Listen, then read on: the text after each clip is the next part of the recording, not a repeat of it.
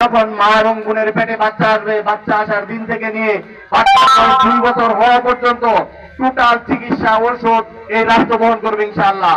এবং এই বাচ্চার যেন পুষ্টিহীনতায় না ভুগে 2 বছরের যাবতীয় খাবার, পুষ্টিকর খাবার রাষ্ট্র বহন করবে ইনশাআল্লাহ। বেকারত্ব দূর করার জন্য জামাত কর্মসূচি ঘোষণা করেছে। যুবক ভাইদের কাছে বলতে চাই, আমরা কি ভিক্ষুকের জাতি? আমরা কি বেকার ভাতা চাই? আমরা কাজ চাই। জামাত ইসলাম আপনাদেরকে কাজ দেওয়ার জন্য কর্মসূচি অলরেডি ইশতেহার ঘোষণা করে দিয়েছে। 2 বছর রাষ্ট্রের পক্ষ থেকে 10,000 করে টাকা প্রত্যেক মাসে পর্যায়ে হাতারা দেওয়া হবে। যদি 2 বছর করে দেওয়া হয়, মাস্টার্স পাস করার পর একটা ছেলেকে 10,000 করে টাকা যদি রাষ্ট্রের পক্ষ থেকে দেওয়া হয়, তাহলে আমার ধারণা 6 বছর লাগার কথা না। ইন্টারভিউ পড়াশোনা করার মতন যদি 6 বছর ইন্টারভিউ দিতে পারে, আসা যাওয়ার গাড়ি ভাড়া খরচ সকল যদি রাষ্ট্র বহন করে, ভাইদের কাছে জিজ্ঞাসা 6 বছর 6 মাস লাগবে আমাদের চাকরি বাকরির? 6 মাস লাগার কথা না।